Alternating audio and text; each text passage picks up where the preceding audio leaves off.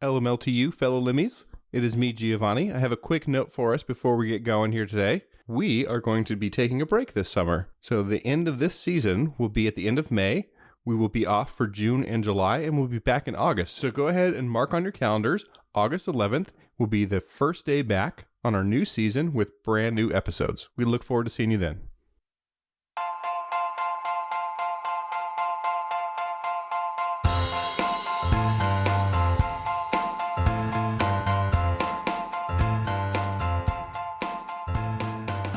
Hello, and welcome to Let Me Look That Up, the show where we use the internet to try to answer life's trivial questions. I'm Tristan, and I'll be your host for today's episode. I'm Giovanni, and boy, oh boy, did I find something fun to talk about today. And I'm Mike, and I won't be using the internet at all during this episode. We've all been there before. You're hanging out with a couple of friends, and suddenly that random question pops up. Like, what is color? Like, guys, really, what is color? So that's when somebody pulls out their phone to see if they can find an answer. That's what the show is all about. Just a couple of friends trying to find answers to life's mysteries. Finally, a friendly reminder, the three of us are, at best, hobbyists who are mostly relying on random stuff we found on the internet. And I have a sneaking suspicion that there's not actually anyone in charge of what people publish on the World Wide Web.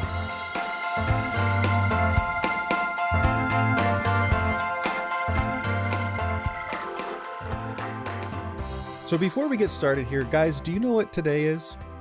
Yes, I do. Tuesday? That's right. It's Tuesday de Mayo. It's Cinco de Mayo today, and I thought it would be fun for each of us to share a fun Cinco de Mayo fact. I'm going to go ahead and get started. Did you guys know that Cinco de Mayo was actually celebrated first in California, even though the thing that it celebrates had nothing to do with California? Do you know when? Like, when did it start? Like, just a couple weeks after. I thought you were going to say a couple of weeks ago. No. A couple weeks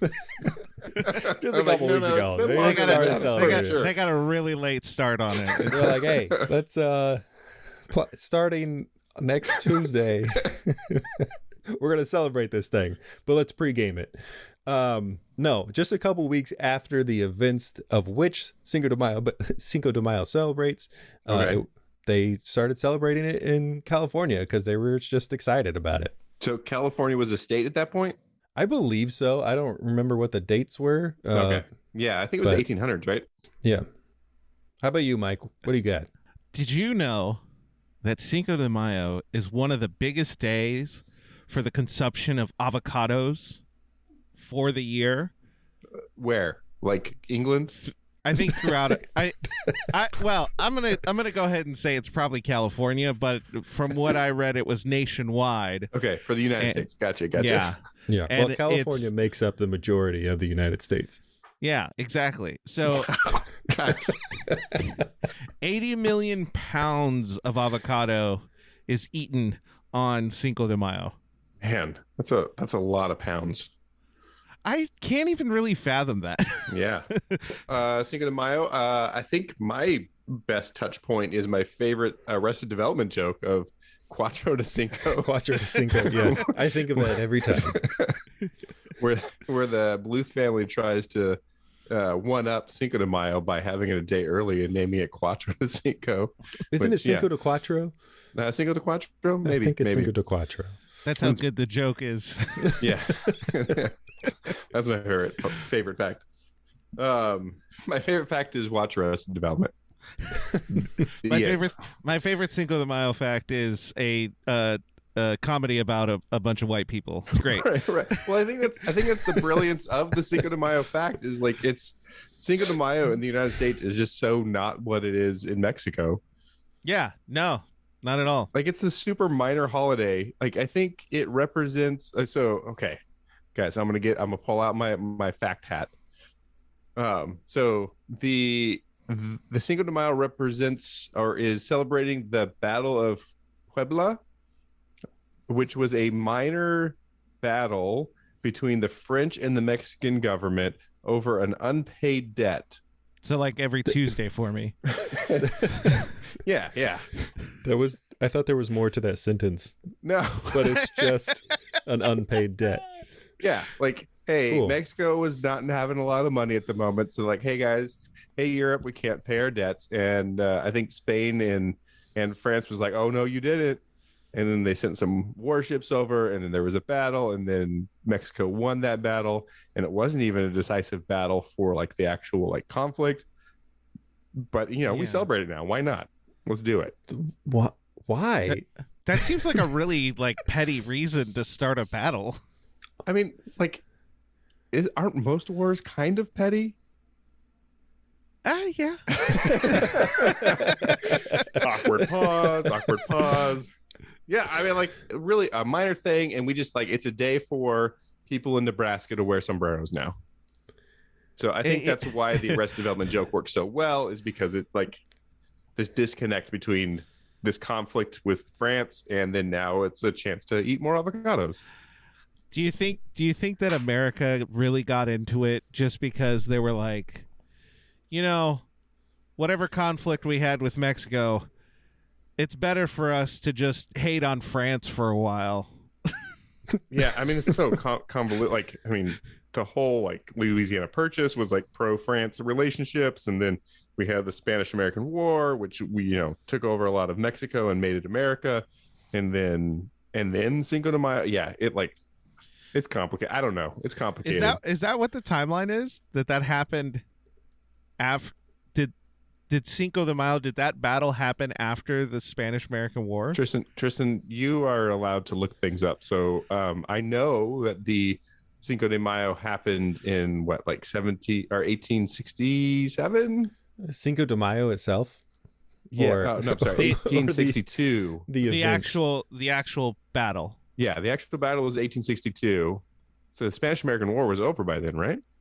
Yeah, I'll take a look at that. Yeah, look that up. Because if that's the case, then that makes it even weirder that we even constituted to celebrate it at all in America. I mean, the more I look into like California and Mexican culture, the weirder it gets. Yeah, like that's fair. We can talk about ska, guys. We could talk about ska. If you really want to get into like the zoot suits and like Los Angeles, like we could get into this. Mm-hmm. Yeah. Oh yeah. California has a very weird relationship with Mexico and Mexican Americans, but it still doesn't fully explain why Cinco de Mayo of all things was so embraced. Yeah, like it's weird. Like looking for an opportunity to celebrate Hispanic culture because it is California culture and Texas culture and the Arizona culture. Like it's part of American culture, but also it's like, yeah, it's just whoa. It's a lot. Yeah. Tristan, what's the order of events? So the Spanish-American War ended December 10th, 1898. So it was like during the Spanish-American War? Yeah. It would have been the beginning. Right? Because it started... When did it start? Wait, no. Okay, so it started... Uh-huh. I take back my yeah. Okay. It started in 1898 in April. So it only went from April to December. It happened before the Spanish-American War. Okay, so it was United States Civil War. It was the Mexico fights off France because of its unpaid debts. Then the Spanish-American War, where we say, no, Texas and California and Arizona belong to us now. Yeah. And then we start celebrating Cinco de Mayo as a way to remember. Okay, guys, I'm more confused. Yeah, that timeline makes it worse. So, Giovanni, I don't want to step on your expert toes here. So let me know if this is overstepping my bounds as the researcher. This has nothing to do with anything that I was bringing up. This is just a lot of great. Then here's the thing. Apparently, according to this website that I'm looking at, it gives that the popularity of Cinco de Mayo was a political thing. Yeah. In America, brought on by FDR. Okay. He enacted the Good Neighbor policy. Okay. And it was under this policy that Cinco de Mayo began to pick up steam in the 50s and the 60s. Wow. So so the good neighbor policy was meant to improve relations with Latin American countries and communities. So I think FDR was like, hey, let's be friends with Latin America. Yes. And Americans were like, Cinco de Mayo. That's this battle over unpaid debts is the one we want to hold on to. Hey, we really want to build our relationship up with Mexico. Hey, how about we celebrate like Mexican independence? No. We're gonna have nachos in reflection of this one obscure battle that really didn't do anything. You remember that one party that California had like back in the 70 years ago? We're bringing it back nationwide. Bringing it back in a big way. Yeah. Okay, so Mexican Independence Day is actually like September 16th. Yeah.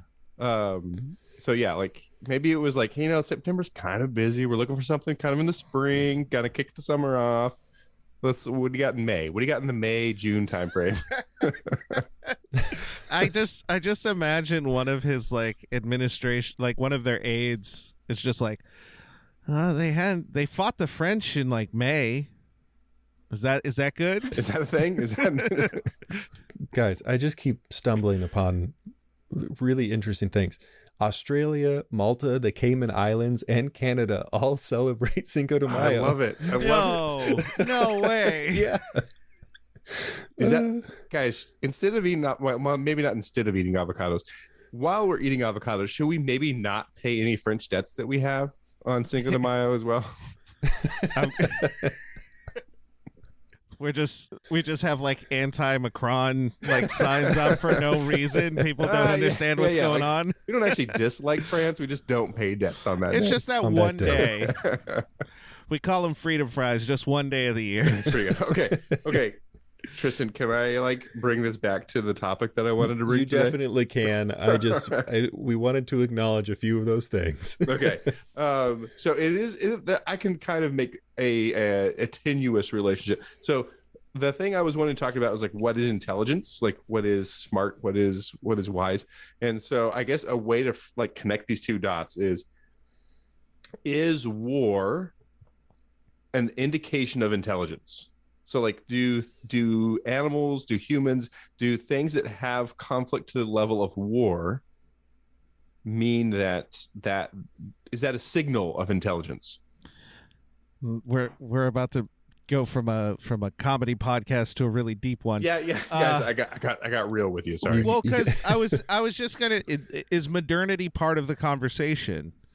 Because 300 years ago, maybe the answer was different. So are we talking about our perspective right now? Explain. Like, I am super curious all of a sudden. Like, I don't even want to talk about my topic. What do you mean by like what does modernity have to do with it? Like, bring me into your brain set here. I think we as the people of 2022 have a different perspective about colonialism, the different using war as a method to overcome whatever obstacle might be in our place. Bureaucracy has more of a place of normality and kind of like, I don't want to say morality, but like we want to go a nonviolent way. Sure. More often than not. Yeah. No, I would say that like we would bureaucracy versus conflict or like physical conflict there's a morality aspect to it. Sure. And I think that's more common than maybe it was 300 years ago. Okay. So I guess that's my point. That's my great. point. I like it a lot. I think my question is, we look at war as kind of like this brutal, like barbaric aspect that humans have. Like it's kind of a failure to be able to be diplomatic, if you will. Yeah. And I think you're right. Like if we go back 300 years, maybe that's not the case. Maybe it's a different mindset. But in modern mindset, war is a failure to resolve conflict in a good way. I would agree with that. Right. So my like juxtaposition here is that actually a sign of intelligence that we get to the point of war, or is that a sign of a lack of intelligence?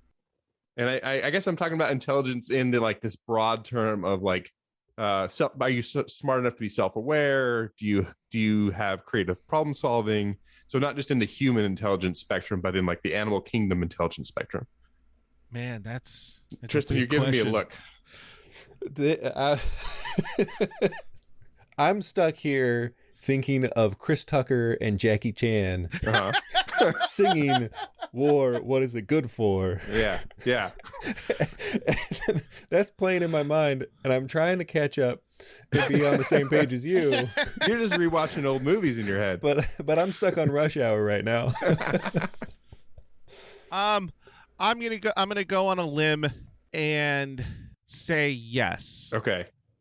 And the only reason I'm saying yes is because I think to go to the extreme of starting a war, you have to kind of know what you're getting into. Right. Like the outcome of a war is abstract, right? Yeah. Because like if you think of a lot of the wars that we've had, while there may have been one instance that brought about the violence or whatever it might be, that was the door people were looking for. Like people understood they needed a catalyst to start everything, and they were just looking for it, and fate, luck, providence, whatever it might be, brought it to them. Right. So I think to get yourself to war, especially maybe on the offensive, there has to be some intelligence behind it. Okay. Yeah, no, I that's good. I think we'll take a moment real quick to distinguish between war and like fighting. Like, I don't think it takes much intelligence for two elk to start butting heads, right? Right. So that's a fight, but like a war would be like two sides with different ideals working towards a common goal or like opposed goals. So I think that might be part of it. I don't mean to interrupt, but Tristan, you and we're going to have to reschedule our Friday headbutting. Okay. We're going to have to get back to it. But, yeah. So I have to write an essay before we can do that. I guess it's not proving that you're unintelligent. It just doesn't take intelligence to do the headbutting. Yeah. Well, maybe not the headbutting that you do. But do you think the length in which the fighting occurs also contributes to, because you're right, like a fight between two groups won't necessarily constitute a war, but if they're fighting for 6 months, right? Yeah, so there's some sort of linked element to it. There's some sort of ideal element to it. There's some sort of like coordination to it. Tristan, you haven't weighed in. Is war a sign of intelligence? Well, I have a flood of thoughts coming in. But how was it that you described intelligence again from the level that we're looking at it? Yeah, it's not just like comparing one human to another of intelligence. It's like intelligence as in like, are you self-aware? Are you able to creatively problem solve? So like we talk about like tool usage, that kind of stuff. Like is war one of those things that's on kind of the same level as being able to use a tool? So I think the first thing that comes to my mind is when we like compare intelligence as beings, we often look at like the animal kingdom and like what's the intelligence of animals and the different intelligences there. Have we ever seen a case of war between animals? Boy, oh boy, am I glad you asked. What? This is the reason. Like, yeah, you have reverse engineered my reverse engineering. So, like, I'm going to let you guys rest with that a little bit. Can you think of examples of the animal kingdom in war? So, like, the thing that jumped out to me first was like army ants. Like, army is right there in the name of the animal, right? But are they conducting war, or are they just like going somewhere? Are they just like aggressive? I don't know why my brain thought of it. Beavers. And the only reason the most combative animal we can think of. Well, the beaver. Like the beavers build dams, and if they're like trying to get a group of animals to move out, if they build a dam at a certain point, they destroy an ecosystem. Right. And they've essentially won a battle. Right. Okay. So like an interspecies war potentially, or even like war like beaver versus nature. Like we're talking about the 4 fundamental conflicts in literature, like man versus man, man versus God, beaver versus nature. But in destroying one ecosystem, they are creating another ecosystem. Right. Their preferred ecosystem, which they flourish. Which is that war? Is that war? But I don't know if they're going in with the intent of like, hey, fellow beavers, let's go build this dam. Yeah, it's more so like that we hear water, it must be stopped. Yeah. But that's also, I guess that's also the animal question though, because at what level do we attribute that intelligence or sentience to know like they understand exactly what they're doing, or it's that instinctual, this method has worked, so we'll try it again. Right. Mm-hmm. Okay. So the example I want to bring up, guys, I'm so happy that you asked, like Tristan, thank you. Just handed that to me on his own.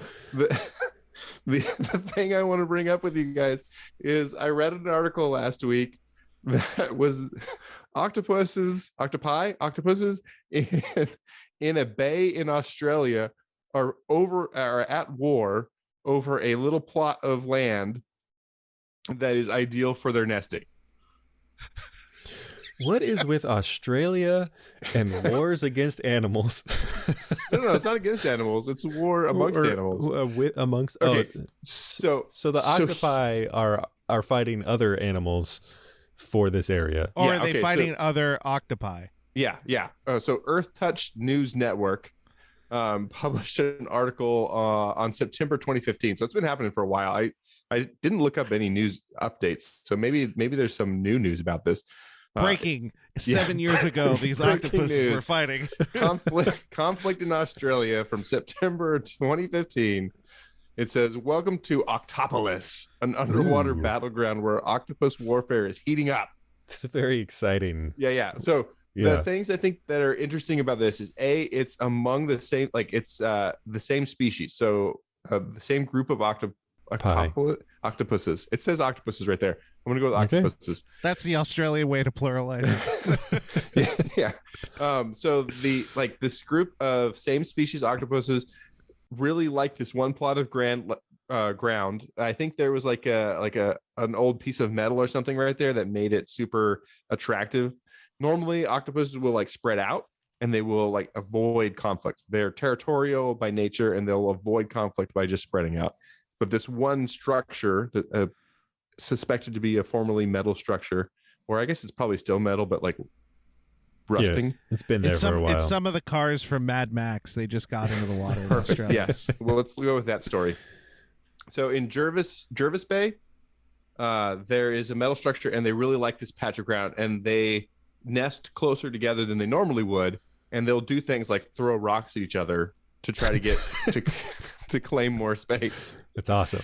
And so there's this kind of like territorial struggle that you don't see with the same species of octopus in other locations because there's a strategic feature that they all want to be connected to. So like, is that war?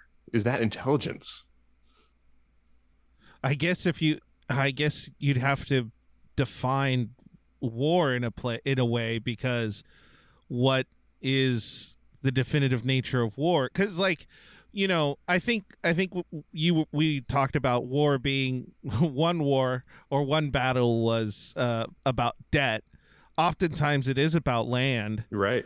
But then my question would be like, how far are these octopi going? Because they're throwing rocks. Are they trying to trick each other? Are they being strategic? Like, I am still in shock about all this, honestly. Yeah, I think some elements that don't make it to the level of war for me is I don't think that they're taking sides. I don't think like 3 of them are working together to claim a specific plot of ground. I think it's like individual versus individual. So it's more of a there's not like a Fortnite situation. King of the hill kind of thing. Yeah. Not Hank Hill, but actual king of a hill. Yeah. Let's use Fortnite. I think it's, the relevant example. The kids really like it. Yeah. if there's 100 octopuses, they're all fighting until the last one stands. And one of them is trying to get a chicken dinner. That's right. There's just a roasted chicken sitting to the side.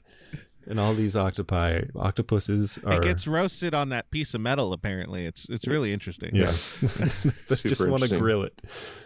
Okay, so I think that's a good point of, like, is it like a family of octopuses fighting another family or pod?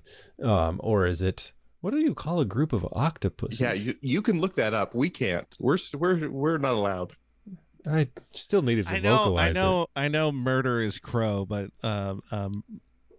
murder of octopi is a cool sounding thing. What if it was like a stumble of octopuses? Because they have so many legs. A tangle of octopuses. Honestly, like, if you look at the list of group names for animals, they get kind of crazy, and it's great. At some point, you start to be like, "This isn't real." Like some. You guys you guys are lying. The same person who's in charge of what's on the World Wide Web is in charge of naming groups of animals. So I guess how far are we defining intelligence and how far are we defining war? Because if it's just a single entity that is trying to claim land, is that really war when there's multiple parties? Right, or is it just a prolonged bar fight? Yeah. Yeah, no, I think taking sides is kind of a key element for me for war. And so I would categorize it just not as war. I think it's interesting, like the intelligence of octopuses is really interesting. So just a few octopus facts that I have on hand, because who doesn't, is that they have like basically a brain in each of their legs. Whoa. So unlike the human brain, their neuroconnectivity is spread out not just in their head but in like their limbs as well. So I was reading somewhere that they have as many neurons as like a dog, but it's not all in its head. So they have the brain that's basically the size of a dog's brain, but it's spread out through its body, and like there are little brains in each of its legs. So you could say that each leg has a mind of its own. Isn't that similar to spiders, or is it no? Spiders is like I think so. Aren't spiders similar? That they have they might have like a nervous system thing at the base, but like not in their leg. Their legs are like basically empty. Is that like a fly? Because I know flies have like how their body's built. It's basically they have senses that allow, like, they can feel the most insignificant change in wind, and that's where they that's why they fly so fast when you're trying to kill them. Like when you swing your hand up, they can feel the air pressure in front of your hand before you're oof. And that's why they fly out of the way so quickly. Yeah, I mean, there's got to be some like relationship between insects and octopuses. But yeah, so I think a thing that is really interesting to me is that the intelligence, they demonstrate problem solving, they demonstrate the ability to like solve mazes and like unscrew jar lids and that kind of thing, but their brain structure is just so different than the mammalian brain. So like even birds have a relatively similar brain to humans, and not very many birds can solve the like complex puzzle like a crow can, but octopuses can. So like there's been octopuses who like know the food is in a different container in an aquarium, and so like they'll try to leave their aquarium and go to the other locate, like they will walk across dry areas. So like they're smart. Now this is like an octopus question. I don't understand how that helps their intelligence. Like, does that help their reflexes? Does that change? Wait, their brain being in their arms? Yeah. No, I don't think it. I mean, there's probably a lot of little reasons why it's helpful. I think the interesting thing to think about is that not that there's brains in their arms, but like our brain is kind of all hidden behind our skull, right? Their brain is maybe yours, but their brain is like diversified. Like it is one neurosystem that is spread out throughout the body as opposed to hidden behind this hard noggin. Okay. This is above my pay grade. I no, can't. I like. Hey, I think all the questions today are animals intelligence? What is war? Do animals have war? Like all these questions are way above our pay grades. We're not going to have a real answer. I just really love that at the beginning of this, I went really deep, and Tristan was speechless, Yeah, and he now looked we're hurt. in this part, and I'm stuck on brains and arms. Like I can't. Yeah, no, I just yeah. Anyway, Yeah, sorry. I've been trying to find answers to things, so I haven't been saying a lot here. But yeah, that is. I think this whole thing is like the evidence of the octopuses fighting each other. It like somewhat seems like warfare, but when you take it down to what's actually happening, it's not actually warfare that's happening. yeah. At least how we would define it. right. Warfare from the perspective of like two sides or more sides fighting against each other. This is like individuals, but they do use tools to win, like to gain a physical advantage. Yeah, they Like are they're throwing like rocks at each other. literally throwing rocks at each other. So I guess that's the maybe the turning of the question or the turning of the statement is like I don't know if I would consider this war, but I think the way that they're fighting and what they're trying to achieve does show intelligence. Yeah. So best of both worlds? I don't know. All right, just what else? What other fact tidbits? What is a group of octopuses called? There does not seem to be a definitive answer for what a group of octopuses is called. The Probably closest because they thing, don't group up. They like to be individuals. yeah, the closest thing that I could find is like a Dimitri Martin joke about calling a group of squid a squad. A squid squad? I like a squid squad. I've also seen like a shoal of squid. So a squad of octopus could be like a squawk? A squawk. Squawked. Squawked? A squawk.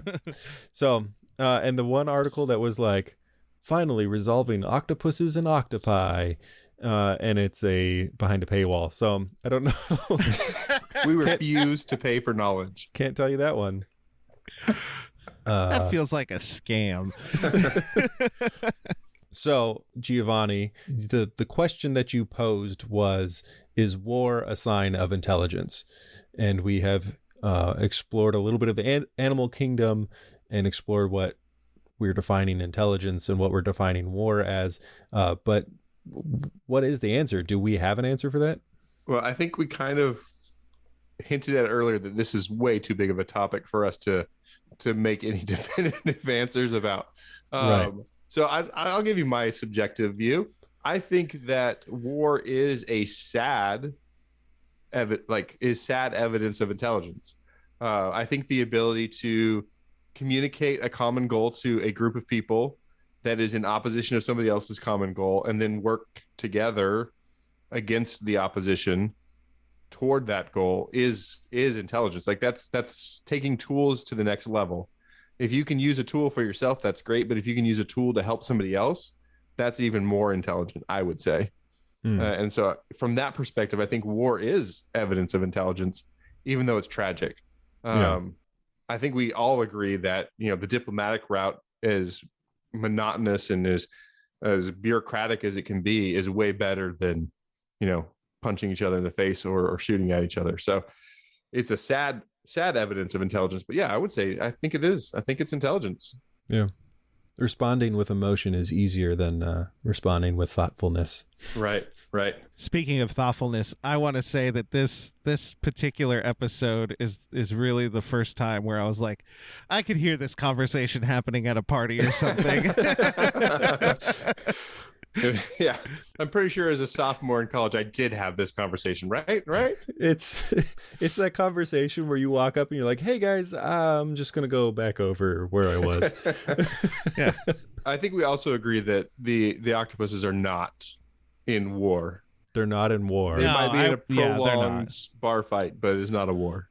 Yeah, No. But from evidence of winning or not paying debts, it could turn into a war. If Do you think octopuses charge rent? probably, Yeah. I mean, Yeah. there's probably like the That is oceanside front property. You know, like it's in the ocean. Yeah, It's it's in prime a real nice little estate. bay too, so you don't have like the storms like really mixing things up. It's pretty constant. Yeah, I hear it's by the Bluey house. That's a parent joke. So, guys, there was a couple things that were mentioned, like why do octopuses have? Well, first of all, which one of those is the proper way to say it? And also, why do they have brains in their tentacles? Like, what benefit does that have? Mike, I think you brought that up. So while I looked that up, Giovanni, how can a listener support the show? What up, my limmies? Giovanni here. And boy, do I have 3 great ways that you can share this show with all the people in the world. If there's one thing about this show that I believe in my heart of hearts is that everybody should listen to at least one episode. So we should have like 5 billion, 7 billion downloads. What's the number? 7.7 billion. 7.7, almost 8 billion downloads is what we should have. And we're a little shy of that at the moment. But the 3 ways that you can support the show are 1, tell a friend. Number 2, tell a stranger. And 3, of course, is to buy us a coffee, which is code for support the show financially. So number 1, tell a friend. I think the easiest way to tell a friend is to have like a Facebook post or a Twitter tweet that you direct at an individual person. Or you can just like walk up to somebody that you know and love, give them a big hug and say, hey, Giovanni sent me over here. I care about you and I want you to listen to this episode, and then stick an ear pod right into their ear with an episode already midway going and force them to listen to us for just a few minutes. Might be a little aggressive. Okay. All right. Maybe just the first part where you tell them about us. Tristan, do you want to talk about how they might tell a stranger? Of course. Number 2, tell a stranger is to leave a review on your choice of podcatcher, whether it's a rating or you can actually tell us how much you like the show. Tell other people how much you like the show. Like our friend Jay Sands, who left us a review on Apple Podcasts. An Apple Podcast review coming at you. How many stars, Tristan? 5 stars. 5 stars again. Guys, you are awesome. I love 5-star reviews. Jay Sands wrote, these folks this one's a little uncomfortable. Hold on to your hats, folks. This is a lot. These folks whip up some delightful facts for your ear holes to nom on. Nom nom nom nom nom. So those are your ear holes. Yeah. So your ear holes are now snacking on facts, whipped facts. So light and fluffy. Whipped fact snacks. Tristan, do we add sugar to our facts? I think we do. We do, but we're working on a sugar-free option. Sugar-free episode. Yeah, like this is like extravagant. This is where you forget all the rules and just squirt the whipped facts right into your mouth from the can to your ear mouth. To your ear holes. Nom nom. Wait, you do the nom nom. I'll do the sound. Okay, ready? Okay, 3, here we go. 2, 1. Nom nom nom nom nom. The third way you can support us, of course, is buy us a coffee at buymeacoffee.com/let-me-look-that-up. There are 2 ways to go about that. You can do a one-time donation of any amount that you want, or you can do a monthly subscription. I always vote monthly subscription. If you're asking me, that's my vote. All right, so we had an anonymous someone buy us a coffee, and they wrote, get some alligator pear toast too. I think the order of events were anonymous donated and said, get yourself a website. And then someone said, get some alligator pear toast too. So we're going to live the dream. We're going to have coffee. We're going to have a website. We do have a website. We're going to have alligator pear toast and just be living the millennial dream. It's going to be great. Yeah. Thank you, someone. We will use that for the metaphorical alligator pear toast. And even if we don't know who you are, you know who you are. And we give you a 5-star Lemmy. All right, Tristan, hopefully that gave you enough time to look some stuff up. What did you find? Yeah, I was finally able to find an article that wasn't behind a paywall, so now I have some actual answers for us. Yay! This one comes from oceansyrup.com. I have no... It's my favorite thing to put on pancakes. I should have looked up what this website is. Their icon or their graphic is like an octopus on top of an ice cream cone. Yeah, it can't be wrong. Yeah, They've can't got to be be wrong. right. With an octopus in their logo, they've got to be right. So this one is octopi, octopods, or octopuses, which is the correct plural. And the answer is English is weird. all of them. Yes, I knew Oh no! Oh, that's not satisfying. Octopuses is like the common textbook and scientific term that's used. Octopi comes from like the typical Latin pluralization. Right. And octopods is like the literal Greek 8 feet. Okay. Octopods. Yeah. So yeah. Well, wouldn't it be 8 feet? 8 feet. 8 foots. Anyway, so there's that answer for you. I'm gonna go with octopuses since that's the scientific. Yeah. With Latin's dead and Greek is still there. Great argument. You can't argue with that. I also did some looking up about like further into about octopus arms and what's going on with there. But before we get there, okay, before the arm brains, we're going to talk about arm brains. I was right. Spiders do have brains in their legs. In their legs, or like at the base of their legs? In their legs. Wow. So basically, such thin brains. Their brains spill into their legs. I hate when that happens. I know. That's literally how this first paragraph from National Geographic. So this one we can trust them. This is what happens when they do the middle schooler write-in articles. Yeah. Spills into their legs. It says tiny spiders have such huge brains for their body size that the organs can spill into the animal's body cavities. That makes it sound like it's accidental or like not typical. Yeah, it's not like they have a brain in each leg. It's their one brain. It just spills into the leg. Yeah. Even the wording, it says it can spill into. Yeah, which means sometimes it can't. What circumstance brings about the spilling into? Yeah, you check for the glasses. If they're wearing glasses, you know that their brain has spilled into their legs. Yeah. I was going to look a little bit further, but National Geographic just told me that I have to give them my email to learn more. Right? So this one's not a paywall. They just want like to know everything about. They want his email, which might be worse than a paywall. Yeah. Okay. All right. So getting into octopus arm brains. Yes. So the octopus and the spider is different. Spider has a brain that spills into its legs. Right.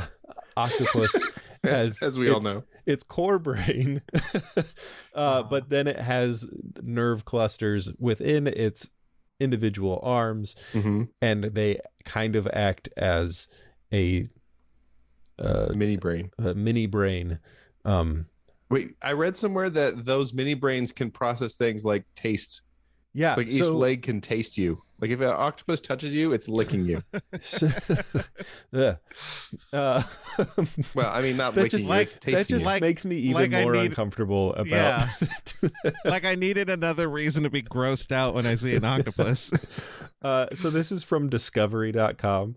And it's talking about like all the different things.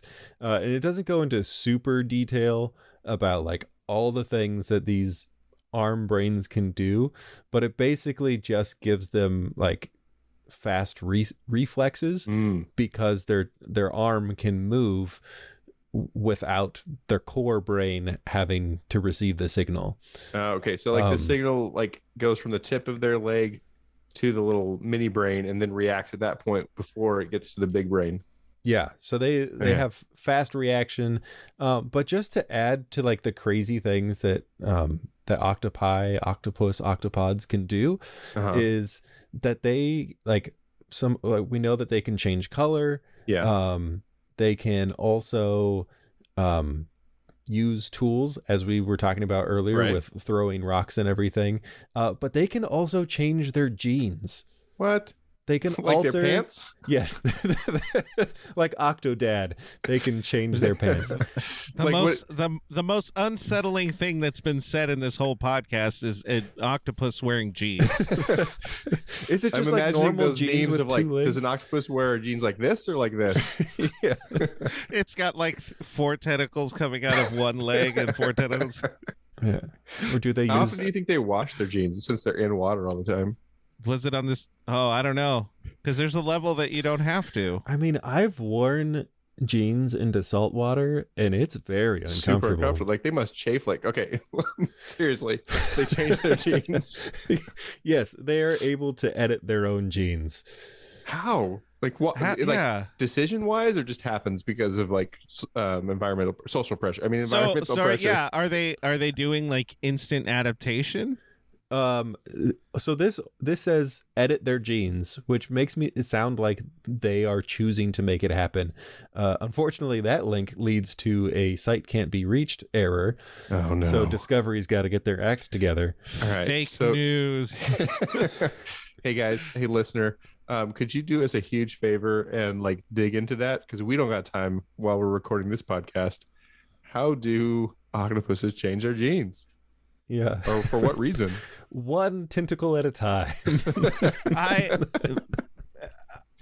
They must have to have like, I don't understand how the octopus functions, because I just think of like my daughter, and my daughter has some like issues with sensory stuff and gets really overwhelmed. And if you can like taste and feel and function out of one tentacle, and that goes, but you have 8 of them, Right.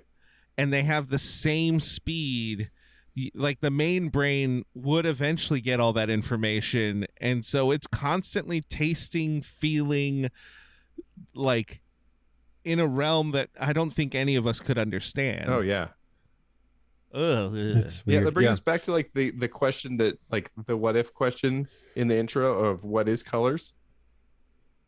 Can they taste color? Like, yeah, like the same thing. Like, colors are weird. Taste is weird. 8 arms of taste. I don't know. Like, we've gone past our ability to participate in this. Yeah. This article goes on to talk about how people have a theory that octopus are from extraterrestrial. I was just origins. about to say that. I was literally about to say that. Do you think the octopuses come from the same planet as the aliens who brought us avocados? They're probably the aliens that brought us the avocados. They're hanging out in the oceans, and They're just upset. they're the just ones upset. who started Cinco de Mayo. They're like, you know what? We brought these avocados. They better appreciate them. We're going to have a specific day that celebrates an arbitrary battle that happened. To sell more avocado? The Mexicans' debt was actually a debt that the French got from octopuses. Oh, so, yeah. you know, Yeah, the Yeah. All the octopus rose up avocados. against the French making the fried octopus soup stuff. yeah. Yeah, it's connected, guys. It's one web. Yeah. And from that listener lookup that we got previously, that it was from the sloths, the octopus giant sloths. the octopus tried to use giant sloths first, But they didn't realized, have enough war. Huh? yeah. Hey, there was solidarity between the Mexicans and the octopuses. Thus, we have war. Animals can actually fight in war. Yes, they work together. Full circle. It's all connected, man. Guys, we've lost the thread. It feels Or like have we found it? It feels like we have a unifying thread, but I promise we've lost the thread. Okay. The thread burned away. It's gone. All right. So, Giovanni, what should we have learned today? Oh boy, I don't even know at this point. I think the things that we should have learned is a few odd facts about Cinco de Mayo, how FDR made that into a thing, more as a, like, how can we relate to our southern neighbors, more than it is like a significant date in Mexico. I think we learned that different animals have intelligence that's weird and different than human intelligence. and can lead to what we were now calling an extended bar fights. And Amen. I think we learned that we probably couldn't handle the ability to taste it with our limbs. That would be too much for our brains to handle. Yeah. Octopus are cooler than us. That's what it. That's, Yeah. That's the conclusion. So I think that's what we were supposed to learn. Maybe I added a few extra things. I mean, I don't think those last things were things that we were supposed to learn. I think they're things we learned along the way. What else did we learn along the way? You can call a group of octopuses, pretty much anything you want, and you'll probably be right. Yeah. And some spiders have brains so big they spill into their legs. Whatever that means. But wait, there's more. The learning doesn't stop just because we've covered the topic for the day. You listeners have done the real work of looking things up, and we wanted to share one with you today. Here's listener lookups. Hey Tristan, did you see Nathaniel's newest lookup? Yeah, I saw that Nathaniel was talking about the subject of having trouble sleeping or sleep deprivation. Yes. Giovanni, did you want to kind of sum up what he said? Yeah, so I think Nathaniel, you and I have our kindred spirits with this whole struggling with sleep thing a little bit. So he referenced one of my favorite shows of all time, Mythbusters, where they tested the idea of sleep deprivation. So I think we all know that sleep deprivation, if you're not getting your 8-ish hours of sleep, that your cognitive ability, your ability to like do things that require thinking, starts to plummet. They specifically tested no sleep at all, no rest at all, versus like short rests. So what they did is they had one group do it with no sleep at all, and then they had another group do it with 20-minute rest every 6 hours. And they kind of compared the cognitive ability of those two groups. And they found that those short rests, even if you don't sleep, if you just lay down with the idea of sleeping, even if you don't drift off, it's still better for you cognitively than no sleep at all. So it's a long post that he left full of great information. Thank you, Nathaniel. We'll see if we can link to that in our show notes so that you guys can find that thread easily. But yeah. Anytime that we can reference the Mythbusters is a win in my book. We want you to join the discussion too, so send us your messages on social media or on our website, letmelookthatup.com. There's a beautiful form that you can fill out and send us your lookups about your thoughts on the topics that we've talked about or anything that comes to mind when you're listening to the show. That's right. You can also follow us on Twitter or Instagram at Let Me Look That Up or on Facebook at Let Me Look That Up Pod.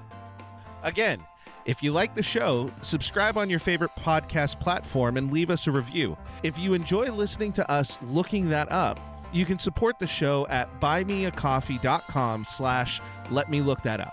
As always, our links are in the description or on our website, letmelookthatup.com. Thanks for joining us today. I'm Tristan. I'm your biscuit boy, Giovanni. I'm Mike. And we'll see you next time on Let Me Look That Up.